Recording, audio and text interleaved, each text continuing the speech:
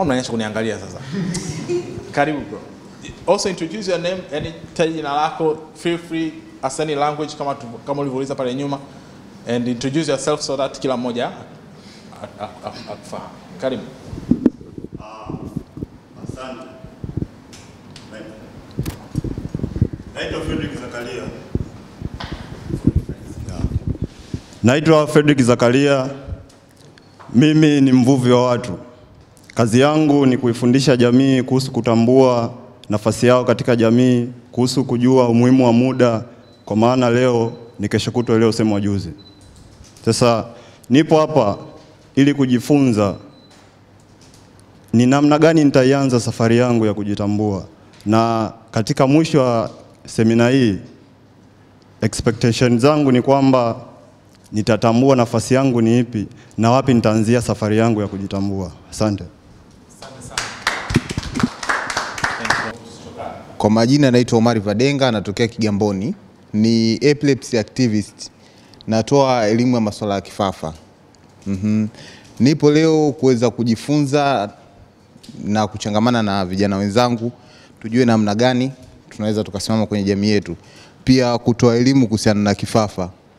As you know, kifafa ni ugonjwa ambao unachukuliwa kama imani za kishirikina, huku ukizungumziwa katika mkoasi kwenye jamii zetu. Imekuwa changamoto miongoni mwa wapambanaji wengi wa kifafa. Imekuwa sisi wale ambao tunapenda sana kujadiliwa kwenye jamii zetu. Hivyo wakosesha fursa nyingi za kijamii. Lakini kupitia jukwaa hili leo na imani tunaweza tukatoka na kitu.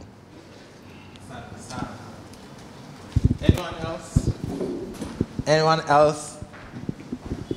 Yeah, let's share. Why are you here? Why are you here?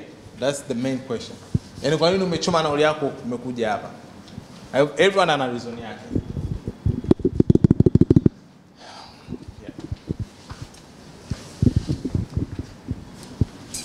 Good evening, ladies and gentlemen. Well, I'm always ready to attend these events. I just saw the poster, personal branding, goal setting, so I just thought, if I can. Your own expectation, like why are you here? What are you expecting throughout the day? It's very key for you to set your expectation prior to the session so that we can also try our best to make sure that we meet your expectations. Yep. And katika wale more than 30 million, more than 60 million, 20 million of which haven't gone to school after becoming teenager. Yani ni watu karibia milioni 20 hawajaenda shule baada tu ya kutimiza, baada ya kuvunja ungo, baada ya kutimia miaka 18. And we are among, sasa apart from hiyo, sona wengi wao ambao bado hawajaenda shule, but pia asilimia kubwa ambao wapo shule, we have the worst schooling outcomes in the world. Yani hatuwezi kujicompare ourselves even with Kenya when it comes to our education system na ufaulu wetu. So I want to pose this question to everyone. I don't want your response, but respond mwenyewe binafsi. In which side are you right now? Are you a dreamer or are you a brainer? We have a very few number of people who are at the university. So umewacha watu wengi sana nyuma. You had that opportunity to go to school, either secondary, advanced, au chuo. And it's a point where kwa sisi wa Tanzania ndo sehemu ambayo pekee tunapata maarifa. Sawa, because of our system. But still you had that potential to go into that system. So ask yourself all of these questions, why, and then I want you to answer if you are a dreamer or you are a brainer. So you're a dreamer, someone who always think of the future, they want to change, they want to develop themselves. And brainer, they will always wake up. Kwa nini umefeli? Kwa sababu lecture wa kuingia darasani. Kwa nini hujattend ile event? Kwa sababu sikuwa na nauli ya kwenda. Kwa nini hujafanya hiki? Kwa sababu nilichoka. Kwa nini huja-apply ile opportunity? Kwa sababu nilikuwa sina laptop, nilikuwa sina simu.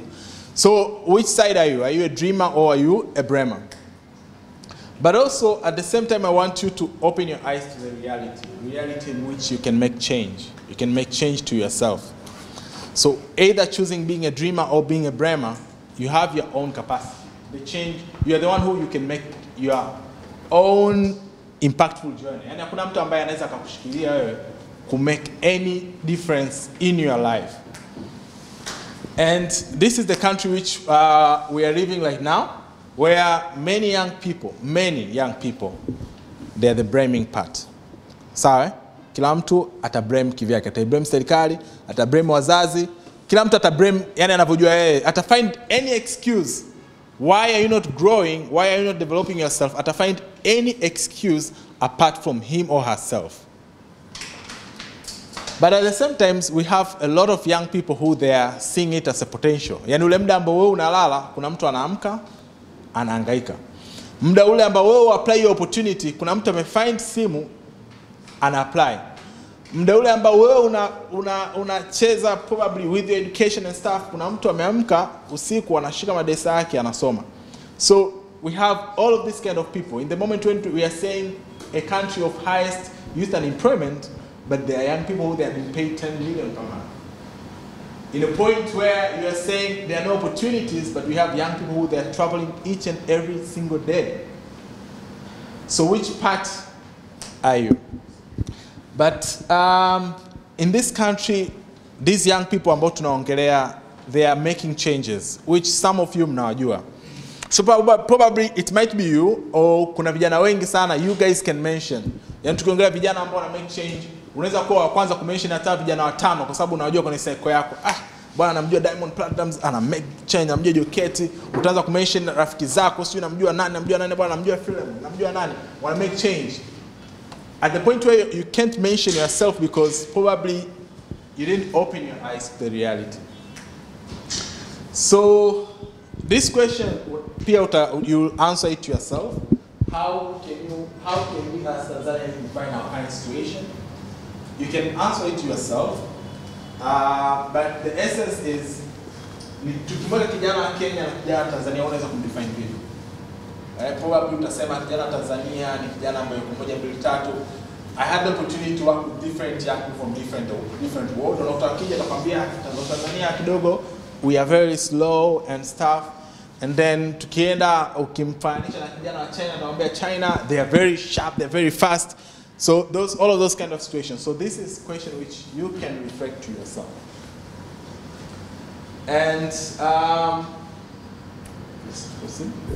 yeah, and also this question also you can reflect it to yourself. What makes you feel proud and what makes you feel sorry about youth in Tanzania? Among yourself, yani wewe mwenyewe, what does it make you feel proud? Tukiongelea vijana wa Tanzania, and what make you feel sorry about them? So my good names are currently Haki. I don't know, I'm 26 years old, very young, very old peer. But I would say my journey is not very, sina historia kubwa kiasi cha kwamba cha kusimama hapa and to change people's life. That is not what I'm doing. So I'm just doing because at some point where you gain some knowledge, you need to find a place where you can share that knowledge. But I don't have a very huge background, but I'm coming from a family which could be same to everyone here. Familia ambayo probably you don't have connection. Hauna kaka ambaye yuko TRA, hauna mjomba ambaye yuko TCCB, hauna uncle ambaye yuko serikalini. So it's your own journey, it's your own fight, where you need to wake up every day to think of how can I make difference so that the people behind me can learn and can fulfill their dream. So I'm coming from a family of 12 children, and I'm the third one. So you can already imagine, kama mimi watatu katika watoto 12 wengine wanaofuata ni wadogo, sio hivyo? But also I'm coming from a family where katika ukoo wetu mzima kwa upande wa baba, I'm the second one to go to the university, to have that opportunity to finish that formal education. Sorry? So you can already relate, many of you probably, you have already your own reasons. Kwenda chuo kwa sababu 1, 2, 3, or you have that journey, but I'm saying this because I want you to reflect. I'm putting myself into your shoes so that we can reflect. Sio kama nimetoka katika familia kali, nimesoma Marians, nikatoka nikaenda Feza, nikatoka nikaenda Udizi, mafu nikamalizia chuo changu mbele. But I'm from the same background as every young people, as every one of you. So I went to University of Dar es Salaam. I took Bachelor of Science in Agriculture, Natural Resources, Economic and Business. So I did agriculture in university kwa sababu, unajua soma science so that you can get 100% boom. wasn't my future. Yani sijui hata nienda kusoma nini. I don't know actually. Yani hadi leo hii sijui nichoenda kukisoma. And thank God I studied with Jasmine in the same class. So that is it. So I was in a point where I hated being at university because of course nimechukua course so that I can get a boom, nimepata boom, but it wasn't something which was fulfilling my dream. So I decided to find another path where I could learn things which I love. Making impact to the society, doing things related to marketing, digital brand, so digital marketing, those are the things which I love. And trust me, from that course which I studied, and from the experience I had working outside that study, it made me create another career path. So from there, nikaanza kufanya kazi zangu nyingi za digital marketing, nikaanza kufanya a lot of activities with young people. We work with you now, we work with Dream Defender. I had a 4 years experience working with ISEC from the local chapter until to the national team. And that is what we are going to talk about today. It's self-development and overcoming those obstacles. So you are not static. So you are dynamic. You can change. You can be anyone you want to be. So my last role, I've been working with GIZ, the German Development Corporation, Kama Capacity Building, Innovation and Entrepreneurship Associate. And from last year to this year, I worked with Empower as coordinator advisory, supporting team building initiative, learning and development. And currently, I've been elected to be the global coordinator for the upgrade program at DPDHL Germany. So all of you know DHL, right? Yeah, it's that big company and everything. Kila moja na dream zake. So yeah, so I had that opportunity. I'm not bragging, but that is the journey which anyone can take. You can be anyone. There's no possible in this world. You can do anything you want. So, and here, it's why we're here, because growth is a choice. So, huu msemo unamaanisha kwamba you have the choice to grow. Kuna kitu kinasema kwamba the more you get old, the more unavyokuwa mzee, the more you get wisdom. Mnajua msemo eh? Kadri unazidi kuzeeka ndio unapata maarifa, yani unakuwa ile mzee ambaye anaweza akakaa nje pale ya kiti ukaenda ukapata maarifa. Sio hivyo? But I disagree with that statement. Sometimes age comes along. Wisdom is not there. So you can't be young forever. Sorry? But you can be stagnant forever. And you can't grow forever. Because growth is choice. Change is not change. You can't. Yani huwezi kuweka block for the change. Yani mimi sitaki mabadiliko. Like change. Growth is choice. Yani wewe unachagua. I want to grow. I want to work in US. I want to be paid 10 million nikishafikisha miaka 30. You choose that. Sawa? And if you want to grow, as what I said, you need to choose a life of growing. So these are some very, very small elements which we are deep dive. Kama nilivyosema, it's not a training. So sina a very agenda, no, I'm just sharing a few tips because we are also having different other elements. But if you want to grow, you need to choose a life of growth. You need every day to wake up and have that dream in your head. Who do you want to be? And what are you, like all of those ideas, what motivates you? Who are you working for in 20 years from now? I maswali tunaulizaga sana kwa interview where, of course, unaweza uka for the interview, but don't lie to yourself. Have that strong, ask yourself those strong questions. Where do I see myself? Tuna vijana leo ambao wanapata fursa every single day. But probably they don't see themselves in 5 years. And the more you know, unajua hata hizi fursa tunazo they apply kila siku, it is 25 to 27 years old. The moment you reach 28, where do you see yourself? So you need to ask yourself all of those kind of questions. But also, in the point of growth is a choice. If you want to devote yourself to growth, you need to grow today. Why growing today? Because where you are right now, it's because of the effort you made yesterday. Yani hapo ulipo. All the struggles, all the broken hearts you had, all the hardship, all the obstacles, mabadiliko yote ambayo yametokea in few days back, in 1 year, 2 years, all the way tokea unazaliwa mpaka sasa hivi, They made who you are. So if you want to grow, you need to start today. Yani hamna tomorrow, I can grow. No, it's today. If you want to grow, because what you did yesterday made you today. And what you do today means it will create the future for yourself. And why you need to grow today because of these two things. The first, growth is not automatic, and the second thing, growth is your responsibility. Growth is not automatic the same. Yani, huwezi uka devote yourself kwamba the more navyokuwa, the more nitapata maarifa, the more nitapata opportunity. No. Hata mwenyewe kuna marafiki zako nao ambao wakubwa kuliko wewe lakini bado wana akili za kitoto. We have those people. Unaambia una akili za kitoto sana. Why? Because they grow older but they're not growing in their mindset and everything.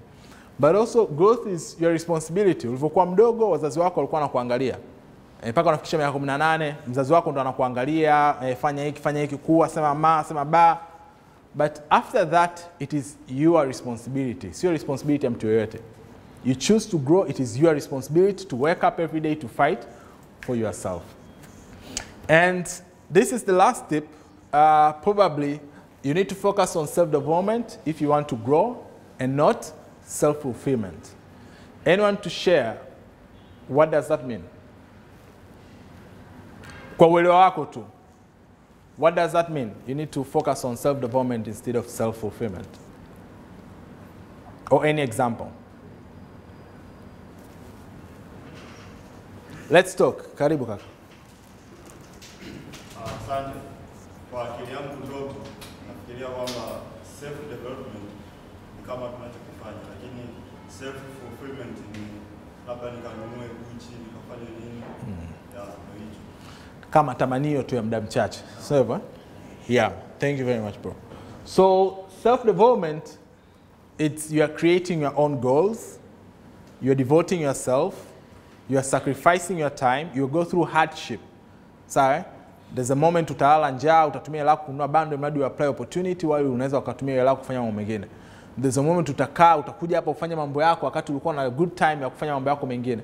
So you need to make all of these sacrifices. But self-fulfillment, it's like making happiness your goal. Kwamba mimi, what is your biggest goal? You know, I just want to be happy. That is my purpose. That is my goal. In 5 years from now, I want to be happy. Happiness is not a goal. Happiness is just a self-fulfillment. If you want to grow, you should be open that there's a moment you'll be happy, there's a moment you'll be sad. There's a moment you'll laugh, there's a moment you'll cry. And that is self-development. That is not self-fulfillment.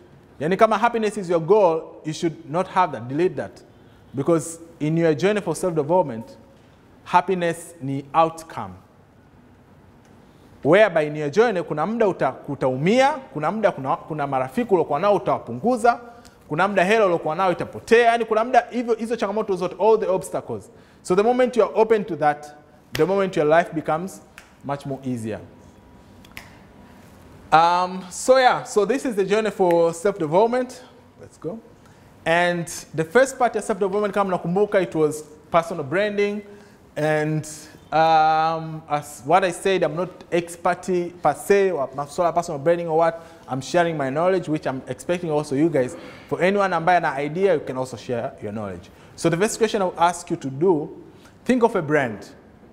Think of, yani fikiria brand yoyote ile ambayo wewe unaikubali. Yani sijui brand ya kiatu, sijui brand ambayo unaikubali, moja kubwa iandike chini ya karatasi yako au katika simu yako. Just that big brand kubwa. Sijui Coca-Cola, I love Coca-Cola, yani sijui una love BMW, sijui una love nini, yani think of that big brand you know. And I want you to write that down. Take a minute, think of the brand, write it down.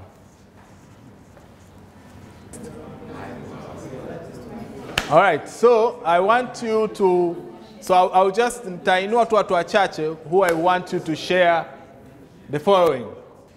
What is it like you love about that brand? How does it make you feel? Would you trade it to another? Would you recommend to someone else?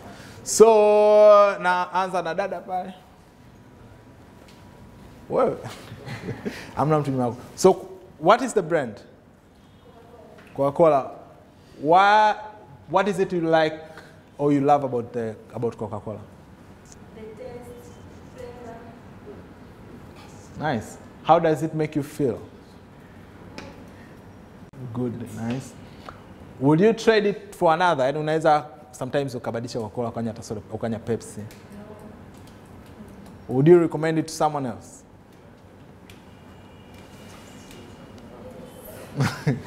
Mbona unafikia mara mbili? Kaka hapo? Yeah. Yeah. Samsung. Why? The device seems to be more original compared to others. How does it make you feel? I feel more comfortable using Samsung devices. Nice, thank you. So I want you guys again in pair, mgeukie your neighbor, answer these questions. Mwambie brand yako, mwambie why. Jibu wa maswali. Mgeukie pair yako, muulize, mwambie wa maswali. Vipi mwana? All right. Okay. Sawa, santeni sana. Jasmine, jirani yako, which brand? Eh? Ni nini iko na why? Like a brand that deals with cultural stuff, cultures, shoes, bracelets, all those cultural stuff. So it's located in Dar es Salaam. Nice. Bro pale partner yako ana brand yake? Yeah. Apple. Why? Amesuggest kwamba iko secure na anapenda technology and ime-base kwenye technology platforms. Nice. So from this, just a very simple, small activity, what do you guys understand about personal brand? What does it mean? Tukisema personal brand tunamaanisha nini? Share too, yani. It's a conversation. What do you understand? Yani tukisema personal brand, Kwa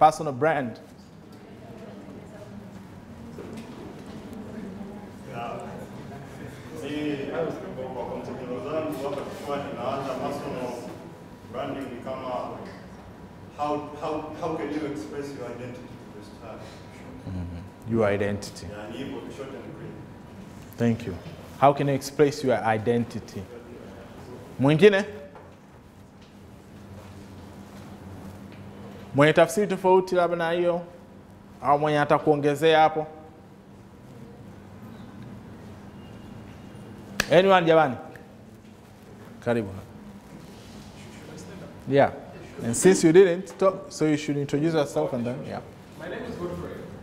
So for me, I think personal brand, first, the impression that it gives you. For example, when I ask you about Oprah Winfrey, for example, what's the impression that you have? Or when I ask you about Michael Jordan, what is the impression that you have? So I think it's the impression that it creates. Yeah.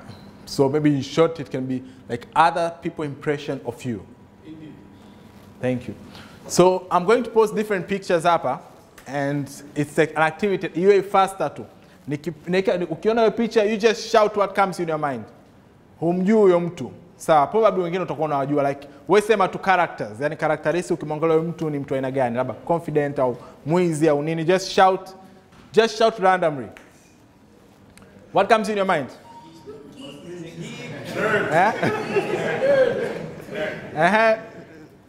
Jack,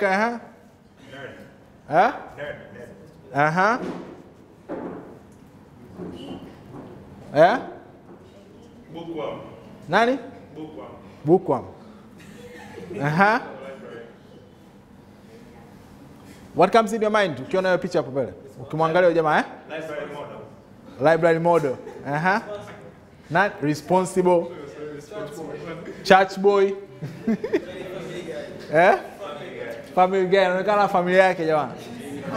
Au sababu ya videvu hivyo. All right. Artist. Crazy artist. Retarded. Culture. Culture, Jamani, to share, what comes in your mind when you see that picture? Mshamba. Eh? Shaman. Yeah? Attention seeking. Risk taker. Attention seeker. Nice. 23 more. What comes in your mind? Corporate. Confident. Social worker. Kama mwanasheria. Nice. And then the last one. What comes in your mind?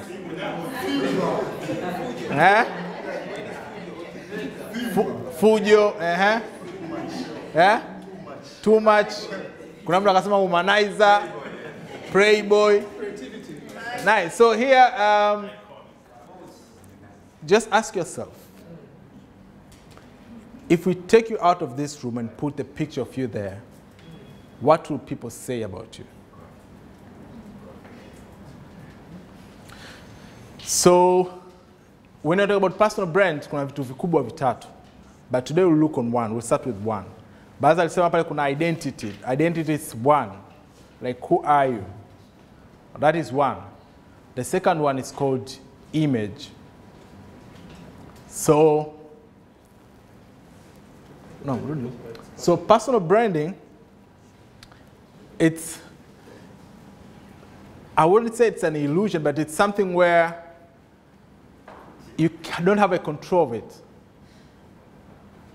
Sorry? Because personal branding ina mafungu makuu mawili. How you see yourself, how other people see you. Hapa katikati ndo tunaita personal brand. And one among culture thing ambayo ipo always ni kwamba people, they always judge you on how you look. Kama sisi tulivyojia zile picha. Kwani mnawajua wale? Do you guys know these people? Do you guys know her? You don't know her, but you had the opportunity. I didn't say it's the wrong thing, but that is how the world it is. Even the jinsi watu walivyo. People, they will judge you because of how you look, your image. And it always, your first impression matters. Because they say, nasema kwamba, there is no second chance for you to make another impression. Yani first impression ni first impression. Yani mimi nikuona wewe leo hii ndo nimekuona. Kesho nikuona nimekuona mara ya pili. Yani sio kama nikuona kesho ndo mara ya kwanza na kuona. It's the first impression matters. So it depends how are you make good of it. Whatever the place you are, the first time you meet someone, what is your first impression? Because that image is going to have them into their mind.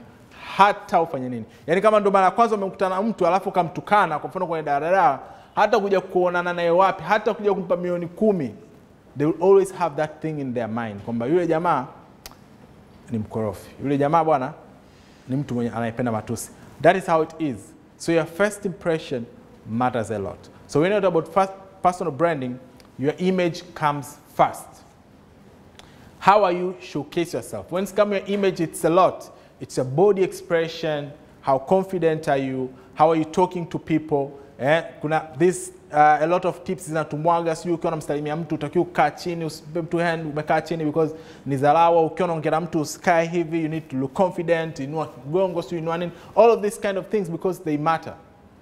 Ukija ukimsalimia mtu hivi nitakuona always wewe ni muoga. And that is how I will judge you.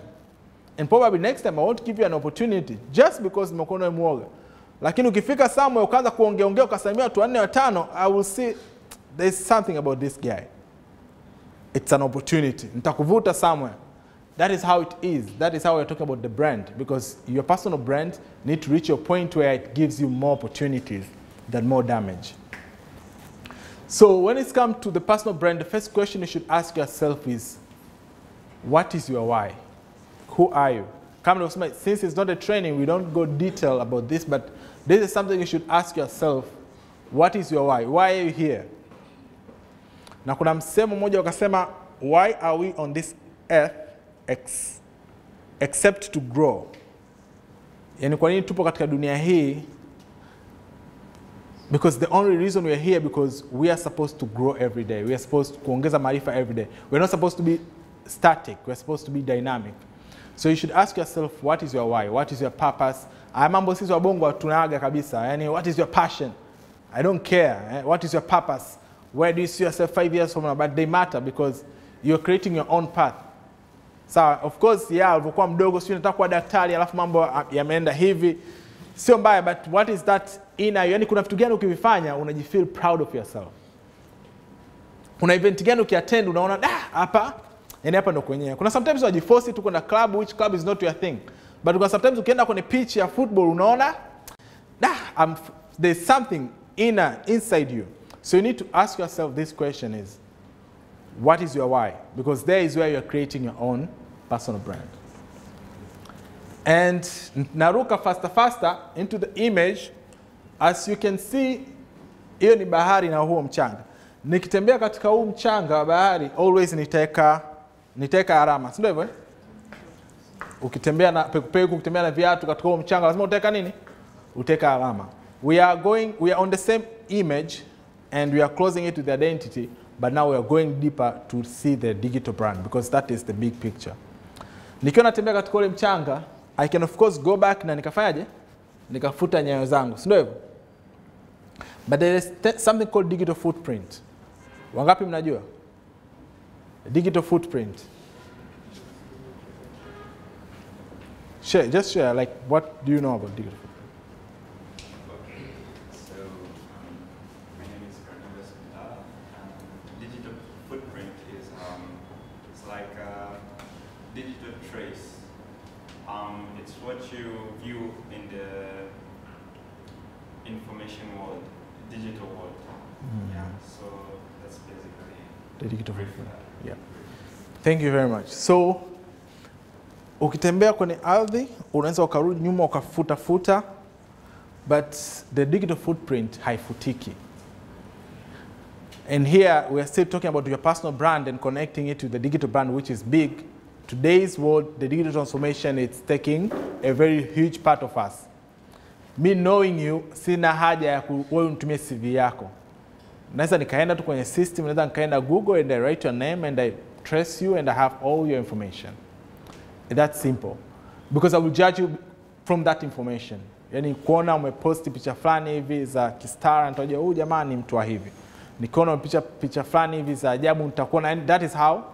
And probably at some point you get job, you don't get job just because of your digital footprint. And we're still linking it with self-development where you need to grow.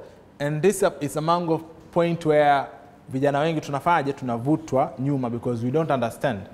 You can delete nyayo zako in the beach, but you can't delete your digital footprint. Why? I want you to just take your phone, Google your name while we are continuing the conversation so that you can see what, yani kitu gani kina pop up on that the digital world. Yani ukiandika jina lako, what comes in there? While I'm continuing talking. So just search your name, andika jina lako full, yani andika Abdulkarim Bihaki. Ukikosa andika Abdulkarim Bihaki Dar es Salaam. Ukikosa andika unapofanya kazi, si Abdulkarim Bihaki Coca-Cola. Just write your name and let Google ituonyeshe wewe ni nani. I hope others mshafanyaga hivi sana, which you need to do. So digital footprint, why am I talking about digital footprint? Ni kwa sababu sisi mara nyingi tunafikiria digital brand yetu ni ukiwa na social media account yako very strong, or sometimes vile unavovaa na nini, it's that impression you are creating to people, but kuna small things ukivifanya vina distort your digital footprint, vina distort your digital brand. Why? Leo hii umeona nani msemaji wa Yanga anaitwa nani? Alikamwe kaposti pale na wewe na sela zako, kwa sababu mshabiki wa Simba ukaenda Twitter pale ukapiga tusi moja afu kamalizia na msomo mwingine, bwana sisi Simba ndo mabingwa, afu lakini ukampiga tusi pale. That thing will never be deleted. Hata uifute your comment, hata uifute your post, with digital footprint hiko kitu hakifutiki kamwe. That is how bad it is. And that thing, people can trace that. Yani ile tusi ambalo umeliweka pale, tusi umeliweka Instagram, people can trace that and they can have that information. Especially kama utafanya kazi US Embassy, that is how simply they will see you. they will trace you. Na hivyo ndo jinsi tunavyoenda with the world. So if you want to build your digital brand, your personal brand, start to make sure that your information ambazo zipo into the digital world ziko very strong. Mlivyofungua wangapi, are you impressed with the information ambayo ipo about you? There's someone ambaye hamna hata picha yake. Ukienda kwenye images, ukiandika jina lako, probably hamna hata picha yako hata moja. Kuna picha za watu wengine tu. Unaweza kukuta hata kuna picha za Millard Ayo nani, because there is where kutwa nzima unashinda. Kuna some people you'll find it's very strong, it's very nice. Ukifungua tu utaona pale Abdulkarim Bihaction na nini. People are impressed with that. That is what we call the digital brand in the part of personal branding. So there are many tips for you to build your digital brand. Kama nilivyosema, challenge moja hapo ni ya vifutiki, lakini you can shape it. Lakini kushape it sio swala la dakika moja, sio swala la siku moja, sio swala la mwaka mmoja. Na ukija kwenye kushape your digital brand, kuna kitu kinaitwa search engine optimization. Kuna baadhi ya websites ziko very strong in such a way, ukiweka picha yako au ukiweka comment yako katika that social media, taarifa yako inaenda kwa urahisi sana kwenye Google. We have a lot of social media. We have Instagram, we have Twitter. Hizi social media zote zina different type of work. Just shortly, Instagram is for pictures, short videos. That is what Instagram was made for. Sorry, in Instagram you have followers, you share your insightful, I'm having a training today, you are clubbing with your friends, you share. But Facebook, we are calling it, it's a community platform. Facebook una followers, Facebook you have friends. Una marafiki zako wa shule ya msingi wapo kule. Una your friends, you have your family. Facebook kule unaweza kuweka family tree, unaweza kuweka your family nini. Facebook unaweka groups, Facebook unafanya events. It's a big platform. And then we have Twitter. Twitter it's a micro-blogging. Sorry, blogging, zamani unaenda sio blogging, unaandika pale Google blog, unaandika paragraph marefu. Twitter is a micro-blogging. You like short information, short insight, key takeaways, same flani. That is how Twitter for. Twitter is not Instagram where you share your pictures and stuff. That wasn't made for that. It's a short information. LinkedIn, it's a professional network. One among the strongest search engine optimization platform ni ya LinkedIn. Ndio maana ukiandika jina lako kama upo LinkedIn, you'll see it fast. Which means if you want to create your strong digital footprint, you don't have to make a very huge effort kwenda kujipost Instagram au kwenda kuhangaika na Twitter. While there's a professional network, LinkedIn, you can create your own CV, you can create your very strong profile, put your good pictures, create those small articles, engage people. When people, they search for you, they will have you, the person you want to see yourself. Sio kitu cha dakika moja, sio kitu cha siku moja, ni kitu cha muda mrefu. You need to do it continuously. So kama una picha zako Facebook za miaka hiyo ya zamani, picha za utoto, go and archive them, go and delete them. Because najua wengine wampendi, ushakuwa mtu mzima alafu unakuja rafiki yako mmoja nenda kuidrop picha yako moja ya utoto na kipara sio na nini, unaumia, sio hivyo? So hayo matani yampendi. Start today to, don't wait. Instagram sasa hivi wako very good. Wana kitu kama utaki kudelete unaenda una feature. You can sit by yourself if you want those memories. But if you don't want them, delete them. Don't make them stay there. Old account is to me, account sio zako, delete them. Make sure that you're clean. That is how the brand you want to create it is going to make impact. And so I will have different questions, which again, I will want you guys to stay in pair and share, but I'm so glad in this room, we have also people that are going to share their own experience, where they came from until right now. We are still in the part here, self-development. Lakini pia, probably we'll hear from other people who they have different opportunities they will share. But from this point first, we're going to do one activity, and then we'll proceed. So I want everyone to stand.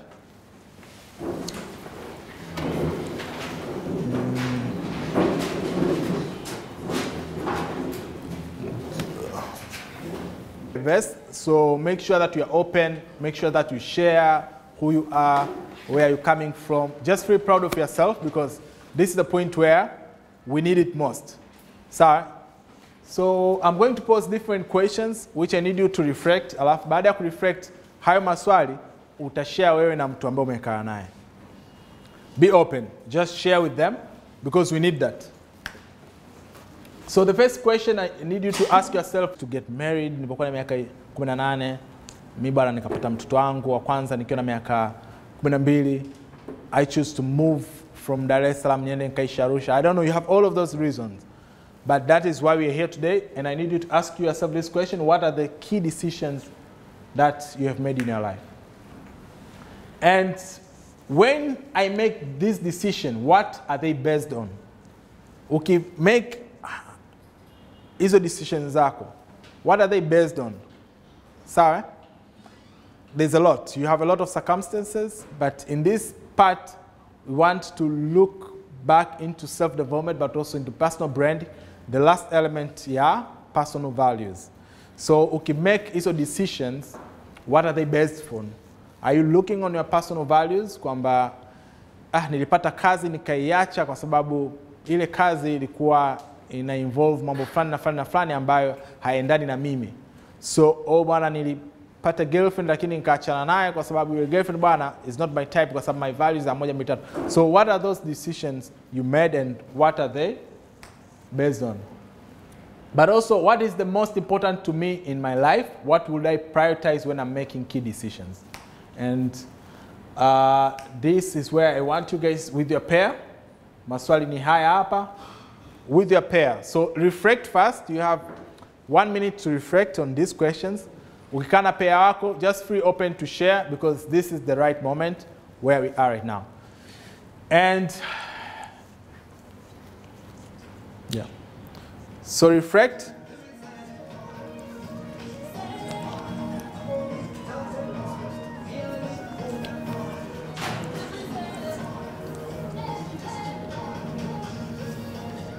Ndio maana nimeomba pia ukae na mtu ambaye umfahamu. Sasa kama unakaa na mtu unayemjua, probably maswali mengi unaweza toka kujua wewe. Unaweza toka respond bwana wewe decisions zako wewe. Ndio kila mtu ana decisions zake. Sasa some people they know you. So yeah, mgeukie pair yako 1 minute unamsikiliza. Jamani listen to understand. Don't listen to reply. Yaani usisikilize imradi uje na wewe reply tu. Yaani na mimi ngoja sio hapo kwanza na mwenyewe nimesafiri mwenye listen first. That is the key and then you have opportunity to share. So 1 minute each. Mgeukie kabisa partner wako. Yaani mgeukie, nigeuze kwa kiti muangaliane. So tukiendelea kuconnect self development and your personal brand, nimesema hapa personal brand means how do you see yourself and how other people see you. How do you see yourself? You can control that. Sindio? Because self-development, how do you see yourself? I want people to see me as a very confident young Tanzanian ambaye I'm always go for different opportunities. But at some point, that is not how people they see you. Watu wengine wanakuona huyu ni mtu ambaye ni very lazy, he is promising a lot, he has a lot of ideas, implementing none, he's a playboy, mambo kama hayo. So that is personal brand. So you can have a very huge impact to this part of how do you see yourself. Alafu, after getting to know yourself, after creating that picture of yourself, that can create a ripple effect to how other people sees you. After getting to know yourself better, especially on these questions, kama swali la when the moment you're making decisions, what are they based on? Because that is who you are. Ukiona fursa, ukaiacha your fursa, because that decision you took, because that is your value. You are a lazy person. You don't go for different opportunity. You don't grab opportunities. You are promising. Yani wewe ni mtu ambaye unatamani lakini umake effort. That is type of you. That is who you, that is your identity. Yani kama una fursa and then you choose to, because that is a decision you made. How you made that decision because based on your value. you have an opportunity, and this is the ushapewa schedule yako na nini, you have an interview, inaanza saa 7 mchana, umefika pale saa 8 au umefika pale saa 7:30, njiani umeshapiga excuse sana, swali nakuja kuna foleni sio na nini. No, that was your decision based on your own value of poor time management. So, or sometimes of different other personal values. But ni kitu cha muhimu sana, if you see at some point, kwa mfano, let's say you lose someone you love. Yaani umempoteza mtu ambaye unampenda, aidha umefiwa au umeachwa na nini. At that point of time, how are you making decisions? So, in this point, I want you guys to understand the essence of personal values. Go back today. Mnafanya mambo mengi, yani ndani kila mmoja anafanya mambo yake, but sit down and ask yourself, what are my values? Haya mambo sisi wabungu hatuyafanyaji sana, but trust me, they are important. Understand what are your values. At some point unaweza ukasema values ambazo unatamani uwe, sio wewe lakini unatamani uwe, which is good, kwamba values, I'm accountable. Value means things which defines you. Sorry? I'm accountable, I'm a hard worker, I'm a creative person.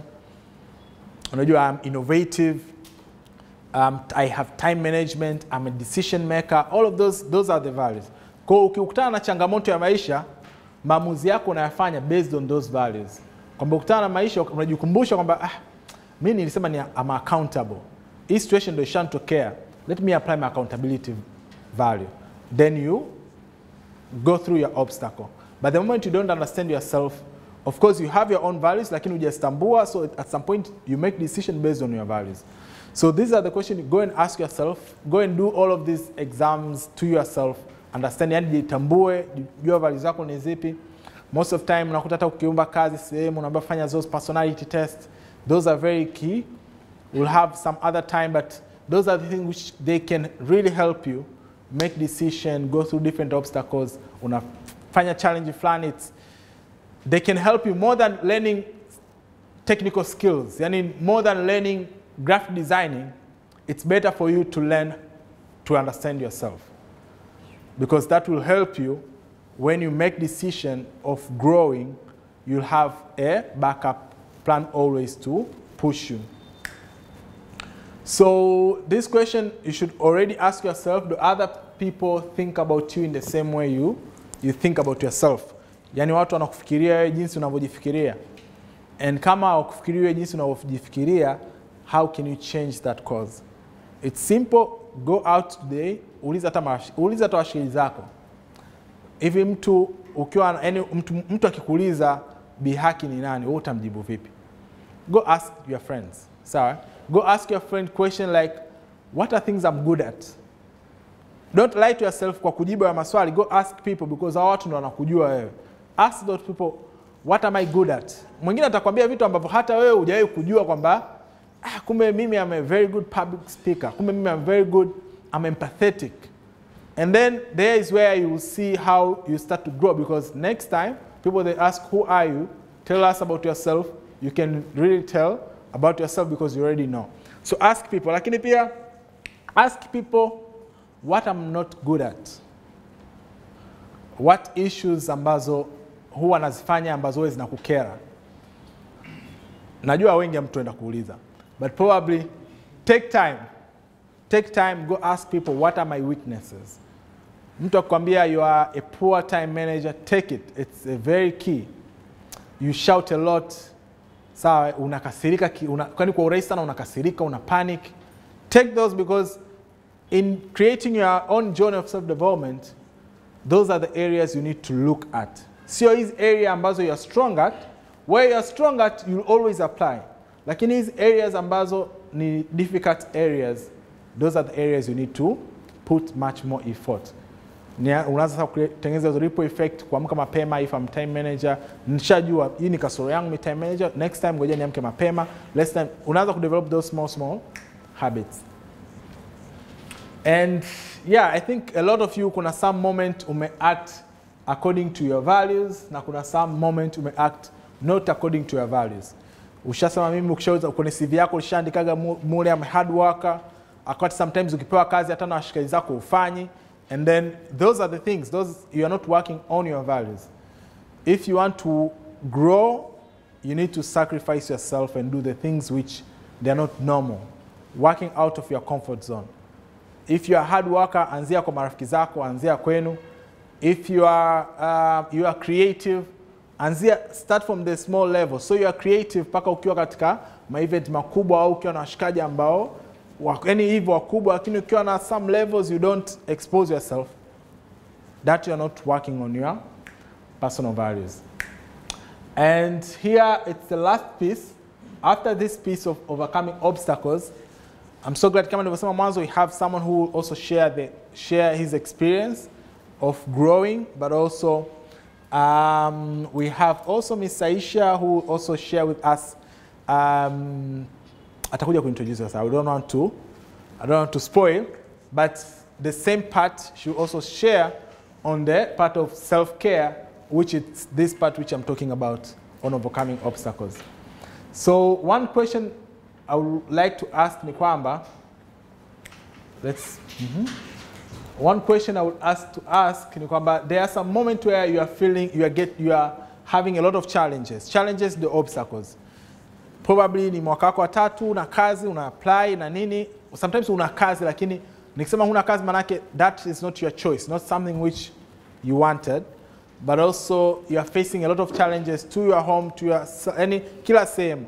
And that is the thing nilichosema mwanzo kwamba self development is not self fulfillment. Kwamba sio matamanio ya muda mchache. Self development, it's a sacrifice you need to make. You need to spend a lot of your money, you need to spend a lot of your time, you need to spend a lot of your energy. While spending this, there's a lot of obstacles you'll feel. Probably sehemu unayofanya kazi, you are doubting yourself. Sometimes ukiwa na washikaji zako, am I giving, is this my best work? You are starting doubting yourself. Nimependeza kweli au niko? Yani all of these questions you're asking yourself, those are the challenges and obstacles most of you face. So there are moments where you are feeling anxious. There's a moment where you are feeling resistant to change. There's a moment where you are feeling lack of clarity. You really don't know yourself. Mimi ni mtu aina gani? Kazi zipi nifanye? Nichokisomea kweli ndio kitu ambacho nataka kiwe future yangu? All of these kind of things. There's a moment where you're feeling pressured. There's a moment where you're feeling self-doubt. So all of these, they're obstacles ukitaka ukiingia sasa katika area self development.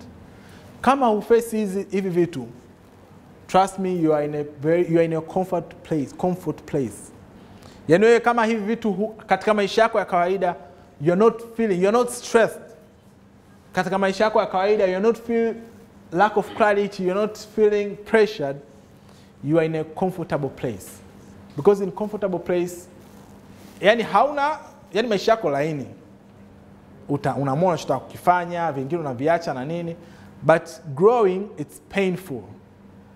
Yani it's painful. Yani ile moment ya wewe kuacha mambo yako kawaida kwamba mimi sio mchapaji kazi. Hiyo ndo wewe. Ukaamua kuchapa kazi, that is painful already. Kwa sababu utatumia extra energy, extra working hour. Bwana, tuna event. We want you to be mtu wa partnership development, uende outside to do partnership. Kama ushazoea kwenda katika sehemu zako 3 ambazo watu wako ambao unawajua katika contact list yako, ile ni comfort zone. But tukiongelea growth, manake you go outside now. Embu acha tu leo nitoke niende tu CRDB niingie pale, nitajua huko. That is say you're pushing yourself. The moment you're there, you'll always feel anxious, you feel pressured, you start self-doubt. Am I doing well na nini? Mimi sio mtu wa kuzungumza mbele za watu, alafu kesho ukasimama mbele za watu ukazungumza. There is where we're talking about growth. Yani unajipush out of your comfort zone. Like kama upendi kuzungumza mbele za watu, and still you are still there, you don't want to speak with people, manake you're in your comfort zone. You won't feel this. And you won't grow, because growth involves pain. Ambazo utaface, we are still there. And with all these challenges, with all these challenges we are facing, but we are still there. Probably ulishafeli darasani lakini bado ukamaliza chuo. Probably ulishaikosa kazi lakini leo hii umepata. Probably ulishaikosa chakula lakini leo hii ukapata na ukasurvive, hujafa. And that is how growth it is. Some point uta feel down, but there's a point where you'll start getting back what you sacrificed. And kuna hii mantra inasema, muda wote na face challenge, ukisema huu msemo, you'll always find the confident to go through the challenge, kwamba I will figure it out. Yani nitajua tu, najua hili jambo litaisha tu, najua hili jambo, yani muda wote you are very positive. Kuna watu wanaitwa assertive na kuna watu wanaitwa turbulent. Huyu turbulent ana interview saa 4, akafika saa 5, muda wake wote siku nzima yatakaa nawaza, atakaa nawaza, analia, da nimekosa ile fursa, mimi ni mjinga, da sijui kama nitapata fursa tena. But assertive, interview saa 4, kaamka saa 3:30, kapanda gari saa 4 kasoro, kafika kwa interview saa 4:30. Unajua atasemaje? Maybe Mungu akunipangia hii kazi. That is assertive. Sawa? But it's all right. Yani wewe kuwa turbulent, kuwa assertive ni vyote sawa. You need to balance. You need at some point you lose something, you don't drown on it. You stand up and it's fine. Yani ndio hivyo Mungu akupanga, you move on. Sawa? Of course ukikaa chini ukijiblame ukaandika kesho yake maana yake utorudia. You move on. So I'll figure it out, it's very important. But ukianza I don't know what to do, sijui nifanye nini, sijui hata nifanye nini, sijui nifanye nini, sijui nifanye nini, if you have all of this kind of words, you will never find it. Jana utaishia hapo tu. Na ukiface challenge ndio utakuwa mtu wa namna hiyo.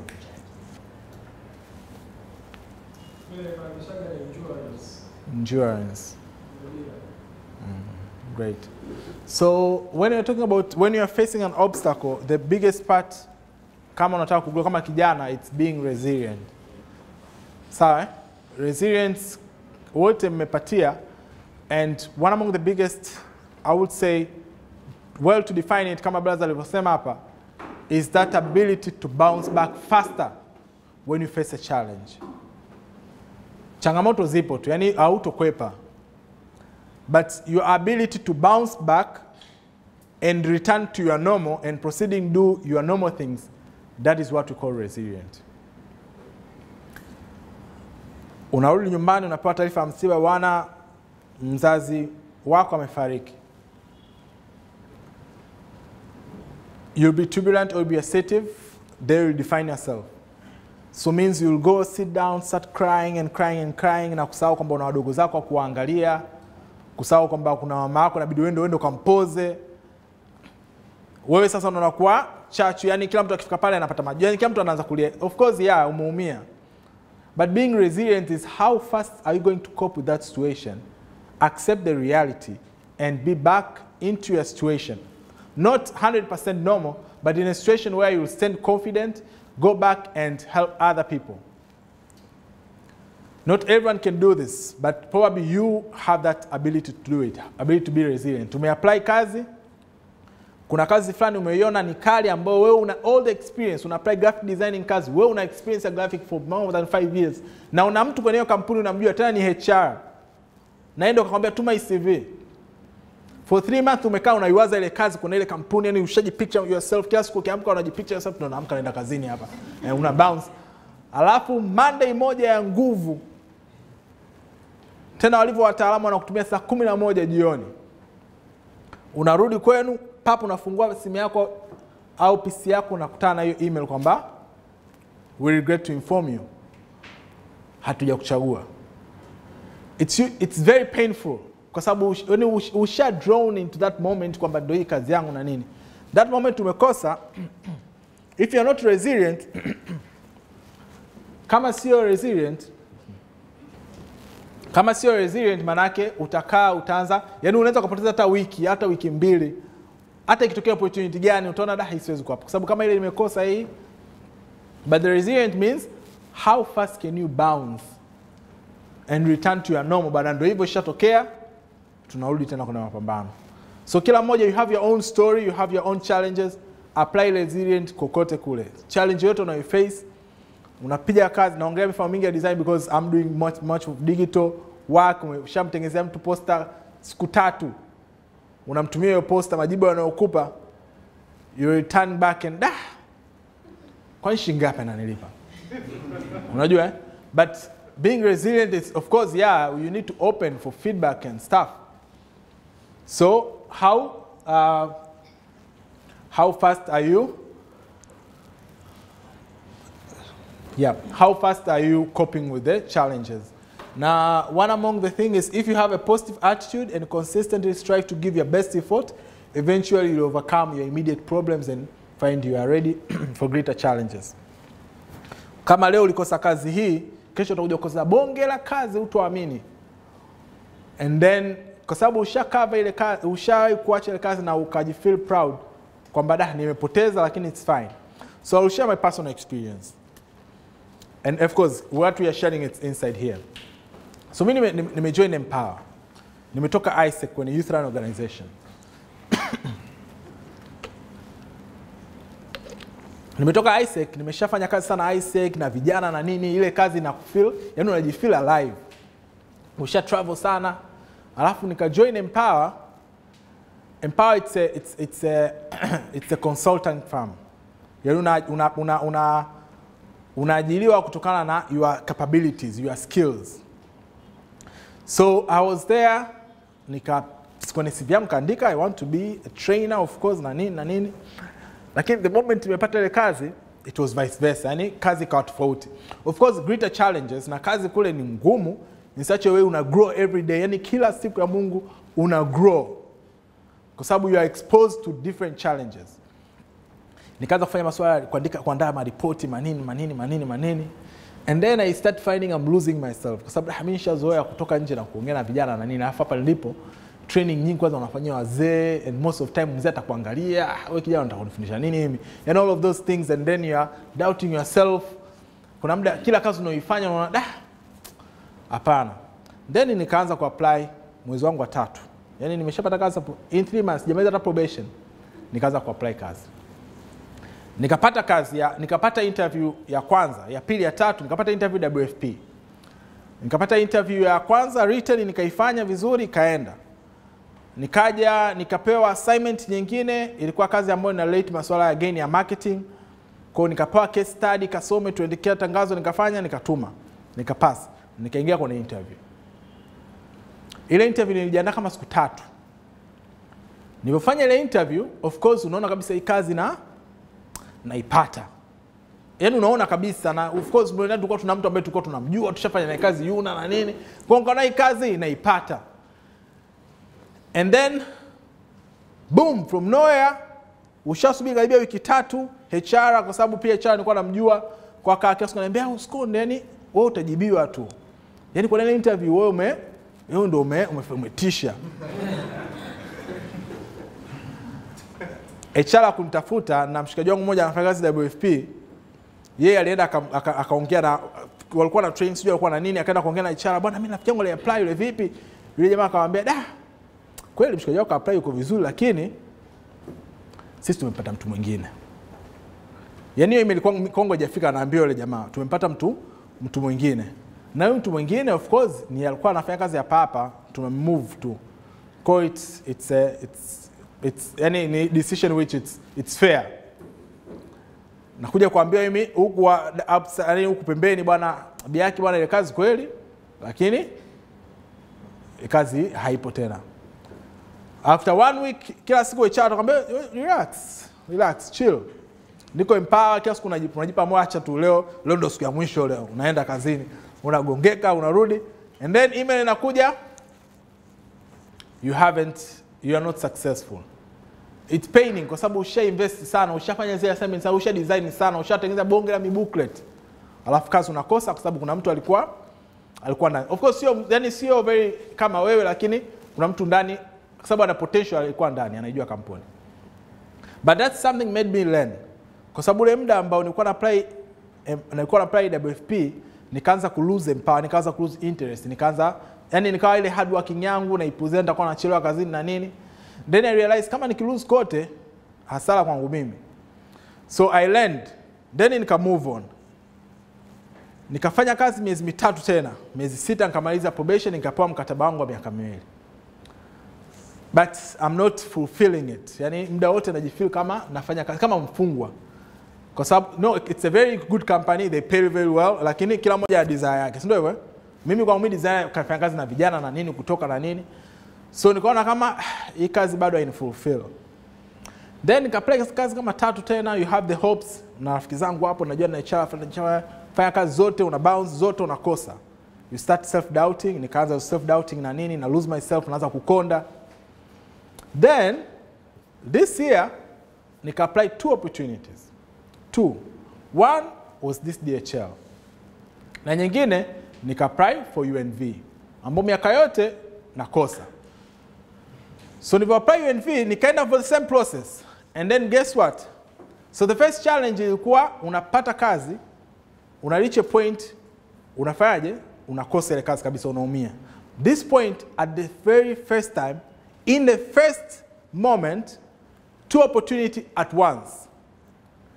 So you choose either go to Germany, work for DHL, or go to Geneva, Switzerland, work with UN. Make your decision where. Where will you choose?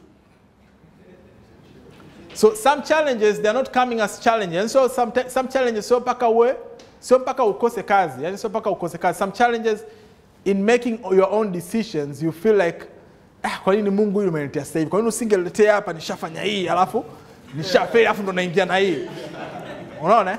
So everyone, but then I had to go back kwenye yale maswali kwamba make decision according to my own values. Why should I work here? Why should I work here? I realize myself. Of course, kila mmoja ukimuuliza kila mtu anakuambia kivyake. Wewe bwana UN, nenda UN kule, kila kitu mwingine oya huko wana bureaucracy ndefu, nenda huku. We made sacrifices. So, of course, I made sacrifice. If it work, if it don't work, that was my decision based on my values.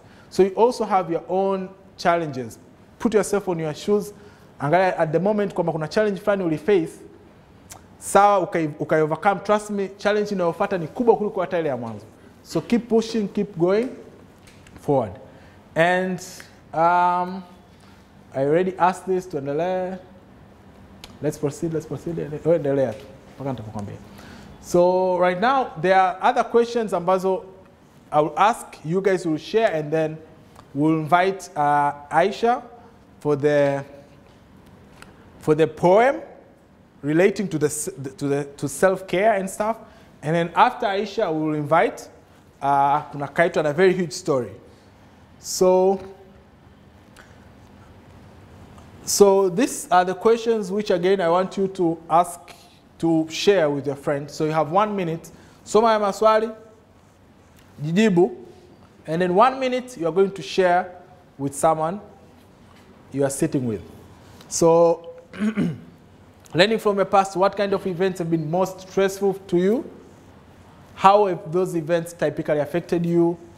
How do you find them helpful? How did you navigate? Tumesema it's a journey of self-development. So mimi na share, but you guys, you have your own experience.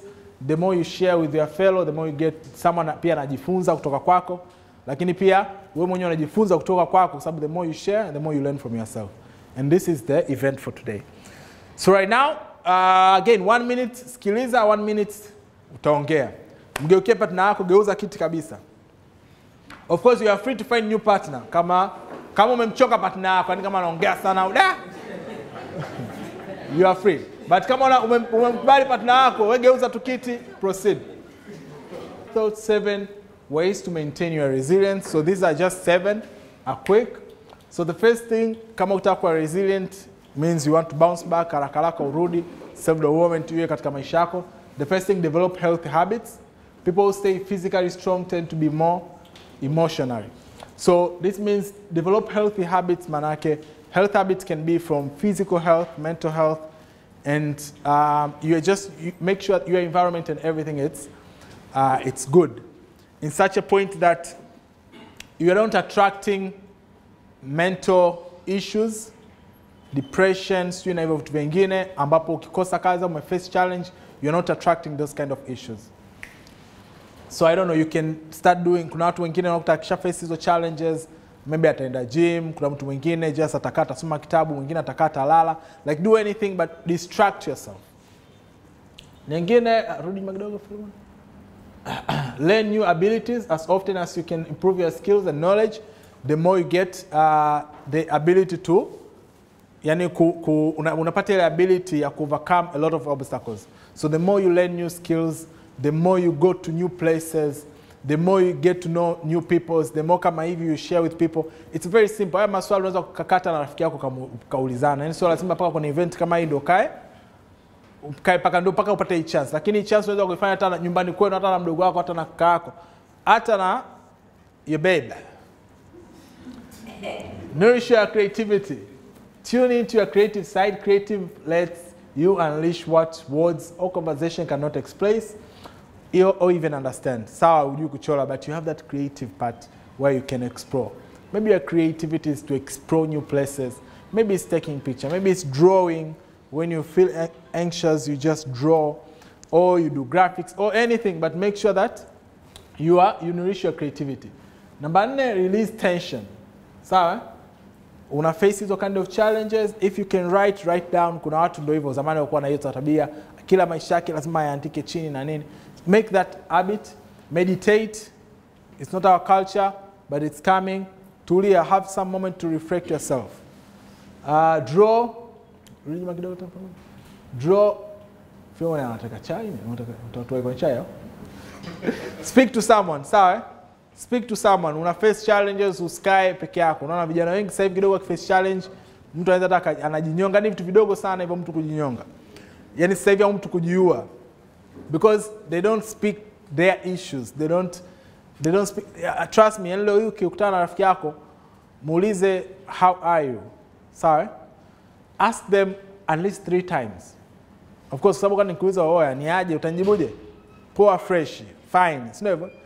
But mwanangu, yani just tell me how are you. Ukimuuliza mara 3 how are you, ata reflect after atakwambia mwanangu, I'm facing this kind of challenges. And make sure that some people, they're not open, so make sure that you find that opportunity to ask people how they are, to ask people what are they facing, what are they going through, so that to minimize these issues za vijana wengi ndio hivyo, mtu ajinyonga na depression, mambo mengi yanatokea. Stay connected. Resilient people have at least 1 or 2 people in their lives they can turn for support. Sawa? If you want to be resilient, make sure uwe hivyo. Kuna mtu mwingine anakuambia mimi sina marafiki bwana, mimi maisha yangu ndio hivi, mtaa ushanilea, mimi hivi ndio nilivyo. Ukiface challenges unakufa mwenyewe. No, find people to talk to. Find people who you can share your problem with. Find people who you can listen. Yani kuwa mtu katika group, kuwa mtu ambaye kila mtu atasema mimi nikiwa na shida zangu lazima nikamfuate Ali nimwambie. Kwa sababu Ali mtu fulani ambaye atakata nisikiliza. Nikiwa shida zangu lazima nikamfuate Fatma, lazima nikimwambia atanisikiliza. Be that person. Yani kuwa wewe Fatma, kuwa wewe Ali ambaye watu wakiwa na face challenge watakufuata, wakwambie challenge zao. Move toward your goals. Do something regularly, even if it seems like small accomplishment that enable you to move forward. Una kampuni yako, put that goal, push yourself. Do those small little things. Kama unasoma, your goal ni kufaulu si upate GPA ngapi, do those small things. Ukiface challenge, turn to your goals zifanye. Because those are the things which will make you proud. Utasalenda in some moment kusahau those challenges, but you'll be able to move forward. Na ya mwisho, make peace with your past. Ukiachwa unaachika kweli. Sawa, so umeachwa bado unataka kurudisha majesha, yani una force, yani you are drowning to that past. Sawa? Ukiface challenge, move on. Don't make decision based on what kama ile kazi ya mwaka juzi nilikosa the same company, nikiapply mwaka huu naweza nikakosa tena. No, move through that past. You are growing every day. Face those challenges, move, delete, forget. And last question I would like you to ask yourself is, can you adapt and show resilience in the face of challenges? Hili ni swali ambalo inabidi ujiulize. Nimefurahi kupata hii fursa ya kuwa na nyie katika siku ya leo. Kwa majina anaitwa Mr. Bernard Semeji. Na fikiri hamna mtu ambaye ananifahamu. Labda kuna mtu ananifahamu.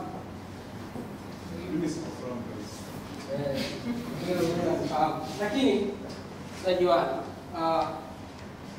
nimepata fursa ya kuongea kuhusu a journey of self-discovery. Na nataka kushare my own story, where I came from, what I'm doing now. Naamini tutajifunza vitu ambavyo tutatumia katika maisha. Julius Kambarage Nyerere alisema kwamba ukitaka kufanikiwa lazima ukubali wewe nani, ukubali mapungufu na uendelee kumove. Mimi nimezaliwa kijijini Mwanza kwenye familia ambayo ni ngumu sana. Hii ndio nyumba ambayo mimi nimezaliwa na nimekulia kwenye hiyo nyumba. Unaona? Na hapa nilikuwa nipo advance. Unaona? Lakini mazingira yalikuwa magumu sana. So in that moment hapa nimemaliza advance na ingia university. Yaani unajua you go to join university, you don't have even hela ya kupeleka chuo. So it was very difficult moment in my life. Kwa mimi nilikuwa nauzaga maji ili kukusanya pesa kwa ajili ya kunipeleka university. Nilichaguliwa kwenda Mkwawa University College of Education. Nikapata fursa ya kwenda university. Moment kama unavyofahamu familia ni ngumu na mimi lazima nijitafute. In the university nikapata boom. Kwa hiyo moment ndio nilianza kutafakari kwamba this is my time ya kujenga future yangu. Na kama unavyofahamu, si vijana tunaanza kufikiri kutafuta fursa. Katika YouTube kuangalia business ya kwanza niliona watu wanalima mpunga. Nikaenda Morogoro, nikainvest more than 3 millions, nikafeli. Yaani nikapoteza kabisa hata 100. Sikukata tamaa. Nikainvest kwenye mahindi, nikalima kama ekari 10 nyumbani. Nikafeli. Sikupata hata 100. Champion anasema kwamba uwezi kukata tamaa. Nikafind another opportunity. Nikalima tikiti maji Pwani. Nikainvest more than 2 million. Nikafeli tena. Sikukata tamaa. Nikafind another opportunity. Nikalima maharage. Unafikiri kuna nini kilitokea? Nikafeli tena. In that moment nikawa nimemaliza chuo kikuu. Sina hata 100. Natakiwa nirudi kwenye hiyo nyumba ambayo umeiona mwanzo. Mamangu ananitegemea, wadogo zangu wako ndio wanaingia advanced ile moment. Sina hata 100. Sasa jaribu kufikiri kwa mfano wewe, yani huna hata 100 na you have many people there ambao wanakutegemea na unatakiwa move, yani uishi. What you can do? Unaweza kufanya nini? Mwenye ambaye anaweza kujaribu labda kufikiri.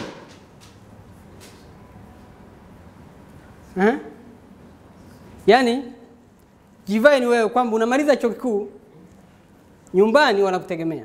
Si ndio? Halafu huna hata 100, wadogo zako wanaenda advance, walikuwa 2 mapacha. Wewe ndio wasimamie waende chuo, wanakusikiliza wewe, ni brother umesoma wewe.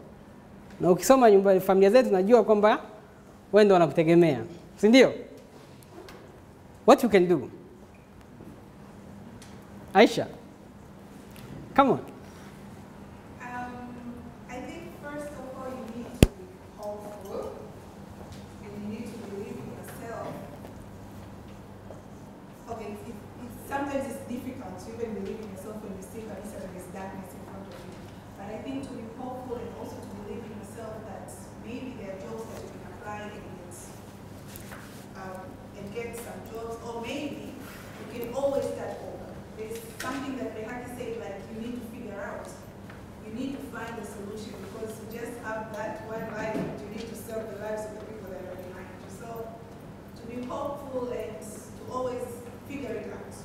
Yeah, that's good. Mimi baada ya kumaliza chuo nilichukua maamuzi ya kwenda nikaamua kuja Dar es Salaam. Nilikuwa Iringa, nikaamua niende Dar es Salaam. Dar es Salaam sina ndugu na sina hela. Na hapo wadogo zangu wananitegemea. Nikasema kwamba nilikuwa naamini, unajua mimi nilikuwa naangalia kwenye social media, naangalia kaka zangu wali yuko wapi, hadi nilimuona hapo. Nilikuwa naangalia najaribu yes huyu hapo. Akina Aisha na wajua, yani unaangalia mtandao na kwamba mimi nikienda Dar es Salaam nitatoboa. Na nitawasaidia wadogo zangu. Yaani nilikuwa naamini hivyo tu. Unaona? Nikauza ghetto, nikamlipa mama mwenye nyumba pale nini, nikaamsha kuja Dar es Salaam. Nikamcheki mshikaji wangu alikuwa naye tunamaliza mwaka mmoja. Nikamkuta mwanangu nakuja. Akanipokea. Akaniambia lakini mwanangu hapa mimi na mwezi huu ndio naondoka. Unaona? Nikaanza kuishi Dar. So moment imefika Dar es Salaam nikajoin master degree University of Dar es Salaam. Na nikaanza kutafuta watu. Mimi napenda sana, nikawa nafanya ile civic engagement, kwanza kwenye event. Mtu wa kwanza mimi hapa ndio siku ya kwanza nimefika Dar es Salaam, kama wiki moja ndio niliingia katika hili jengo. Huyu Henry ndo namba yake ya kwanza mimi kuimiliki hapa Dar es Salaam, mtu wa Dar es Salaam. Alikuwa kuna event ya UNESCO, nikijaribu kufind out events nini, kulikuwa na event ya UNESCO alikuwa na host na huyu Henry. Nikamtafuta lakini event siku ile ilikuwa imeahirishwa. Kwa hiyo nikawa nafanya sana engagement. Nikawa nikutana na binti moja wa Kichina kwenye moja event, akaniuliza unapenda nini? Nikamwambia mimi napenda lighting sana. Akawa ameniconnect na hii shirika inaitwa Sino Africa Joint Research Center. Tukaanza kufanya research utafiti wa education and culture in Tanzania. Tukawa tumefanikiwa katika hii project, nikawa nimeandika kitabu ambayo inaitwa, na huyo ndio mwandishi. Huyu ni lecturer wa Zhejiang Normal University ambayo iko China. Unaona, pia kuna kaka yangu hapa anasema kwamba anatamani kusoma. Tunaweza kujaribu kushare. Mimi niko connected sana na watu wa China, kwa hiyo kama unataka scholarship wa China kwenye chuo hii hapa mimi najua naye, yani kwa unaweza kupata scholarship. Kwa hiyo nikafanikiwa tukaandika kitabu na ikawa inaanza maisha pale, na nikafanikiwa kulipa ada na nini. Immediately baada ya kumaliza hii project, mimi sijawahi kufanya interview na sijawahi kuapply kazi. Nikawa nimebi connected, sasa wakaniconnect kwenye kiwanda kimoja kinaitwa Goodwill, kinatengeneza tiles. Ni kiwanda kikubwa sana East Africa and Central Africa kwa kuzalisha tiles. Nikafika pale nikawa HR. Nifanya HR kwa 1 year. Na nilikuwa na a big boss, you know. Kwa hiyo kwa pembeni ndio mimi hapo nilikuwa na naibu waziri wa viwanda na uwekezaji, alikuja kutembea hapo kiwandani na mimi ndio namwambia hii. And also kwa sababu nilikuwa hapo wakati kiwandani niko ni full time, nika postpone masomo.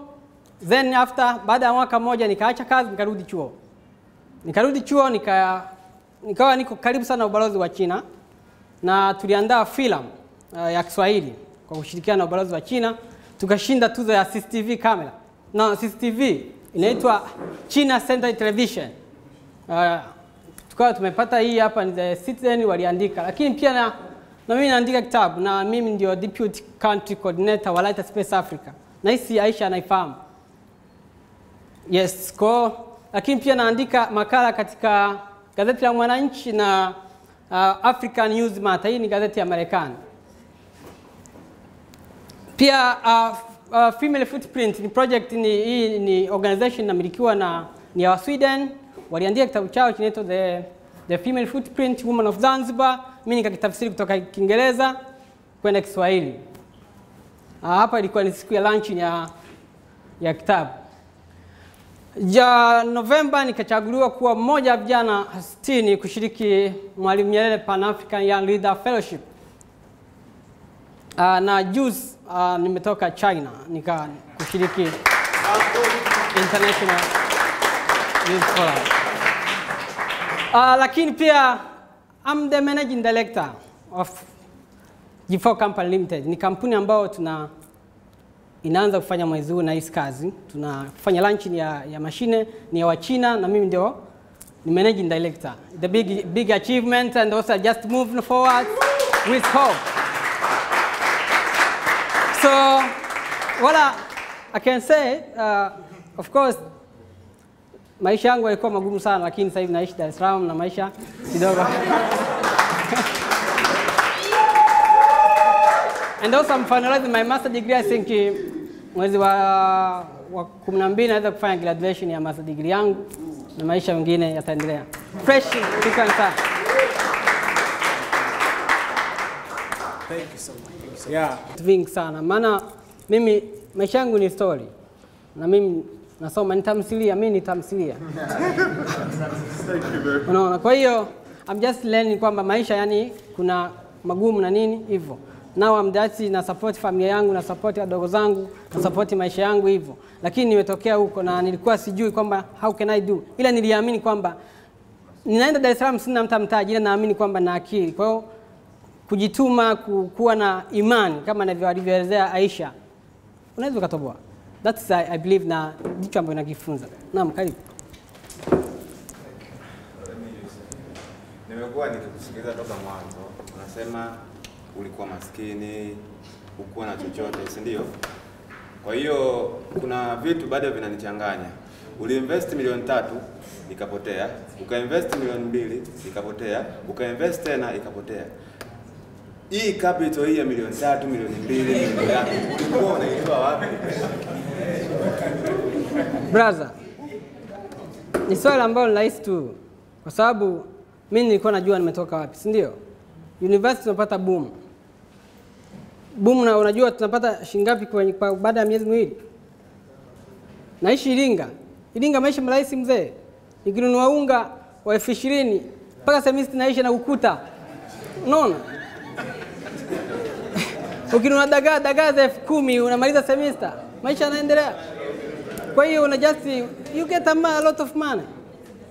Kwenye mwezi una save milioni 1.2. Kwa nilikuwa sio kama nikiferi na kosa zote, unapata hata 200,000 hivyo. Unawekeza milioni, unapata hata 400,000 hivyo. Sio kama unamaliza, kwa hiyo unakuta umesave, unajaribu kurudisha kwenye investment.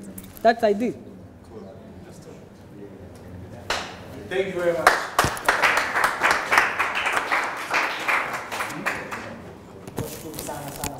Sana kwa kuweza kushiriki siku ya leo. Na naona mambo of the program ambayo ina content sana ni hii. Natukia taasisi inaitwa Dreams Defender, tuko hapa. Lengo letu kubwa ni hili. We are the Dreams Defender, tuna defend dreams of everybody here. Kwa hiyo this is a month program tunafanya kila mwisho wa mwezi, lakini kwa mwezi huu tumefanya katikati specifically kwa ajili ya our colleague Ali. Tumekuwa naye pamoja na brother Bihaki, lakini amepata kazi huko nje ya nchi na Jumapili anaondoka.